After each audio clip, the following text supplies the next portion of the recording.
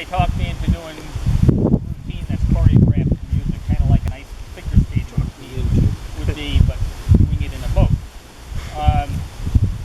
Two problems today. Number one, I'm working on a new routine that I have not got fully memorized. I certainly don't have this muscle memory yet, and you add this kind of wind to it, and it's just not practical to do right now.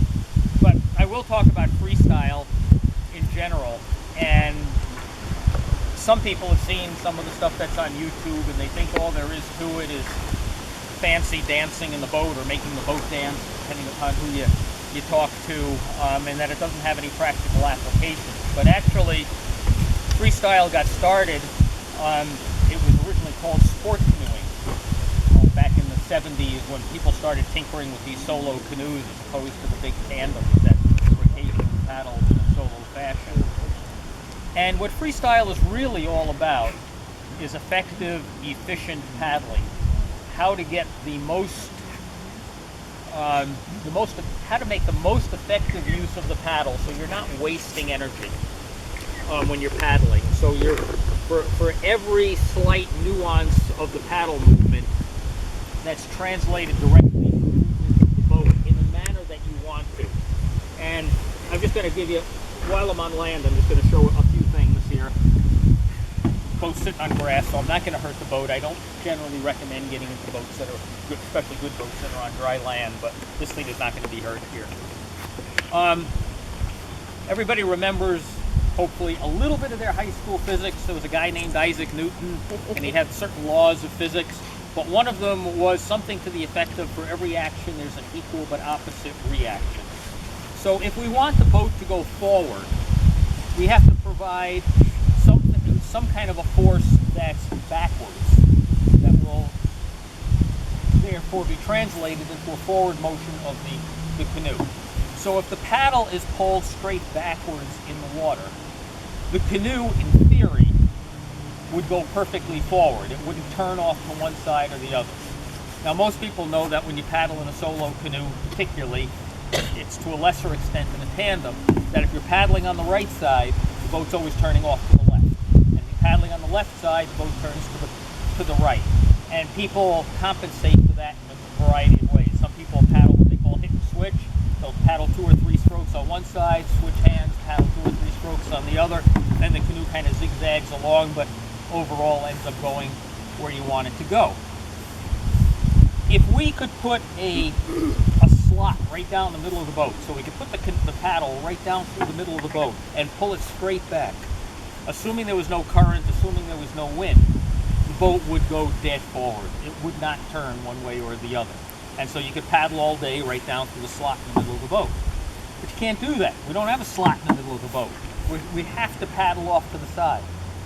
But the closer we can keep the canoe paddle to the side of the boat and moving straight forward and back, as opposed to in some kind of an arc, the closer we can keep the paddle to that straight back motion, the closer the boat will go straight ahead. So we'll have less tendency to turn off to the side, which means we don't have to correct for that. Because if we do what I call a sweep stroke, which is the opposite, we just take the paddle and sweep way out to the side like this, the boat's going to veer way off to the side that way. It'll go forward, but it's going to veer way off to the side that way. And now we have to correct for that with a pry or a J stroke or paddling on the other side, all of which is wasting energy. We put all this energy into making the boat go that way. Now we got to put more energy into straightening it out. By the time you get done and you're ready for your next stroke, the boat's hardly moving forward. So we try to make our forward stroke vertical, keeping the shaft as vertical as possible, not out here, but straight up and down, which means my grip hand has to be out over the side of the boat, and straight back. I'm not following the curvature of the hull, just a straight back. The other thing I want to do is keep the stroke short, because if I reach too far forward, then the beginning of the stroke, the paddle is pushing down on the water, which isn't helping the boat move forward. What it's actually doing is trying to make the front of the boat lift upwards. So I'm wasting energy there. And if I carry the stroke too far back, I'm lifting water at the tail end of the stroke, which is now pulling the back of the boat down, which again is just a waste of energy. So the boat ends up doing a lot of bobbling like this. So that's the primary issue. When I want to turn the boat, most of these boats have a relatively straight keel line. If we look at the bottom of the boat, it's relatively flat from down the length of the boat. There's probably a little bit of curvature here, what we call rocker, but it's relatively flat. And when it's fairly flat, there's a lot of resistance to turning. The boat wants to go straight. But when we want to turn the boat, it's difficult to turn it. There's a lot of resistance toward its turning because you've got that long, straight line down the bottom of the boat.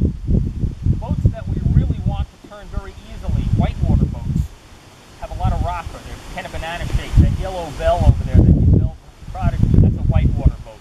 It's probably got 5 inches of rocker. In other words, the curvature is like 5 inches from one end to the other coming out of the water. But look at the side of this boat. The side of this boat's got a pretty good curve to it. So if I'm ready to turn the boat, and I heel the boat like this, it turns pretty easily all of a sudden. Suddenly it's a highly rockered hull. So the old adage that you can have a boat that goes straight, but if you have a boat that goes straight, it's not going to turn easily. Or you can have a boat that turns easily, but doesn't want to go straight very easily. We're taking the same boat. We're saying, when I want to go straight, I keep it flat in the water. When I want to turn it, I heel it up on its edge, and suddenly it turns easily. The other thing, one more issue, is that boats turn, canoes, most boats actually, they turn like wheelbarrows. They don't steer like cars. In a car, your front wheels turn, and the front of the car turns, and the back of the car kind of follows it. In your boat, the bow is pretty much pinned in place, and when you make a turn, the back of the boat kind of spins around the front. So if we really want to enhance the turn, not only do we heel the boat, but we'll shift our weight forward. By shifting weight forward, the bow of the boat kind of gets pinned deeper in the water. The back of the boat comes up higher out of the water and can spin even faster. So we're trying to use all these items, which are all physics, to our advantage while we're paddling. And that's the essence of freestyle. You don't have to use a paddle routine to music. You can be paddling a twisty, windy little narrow stream, the kind of Wango around here. The narrow streams in the Pine Barrens, some of the little spring-fed streams in Florida. And you can use all these techniques to maneuver the boat quite easily and without wearing yourself out.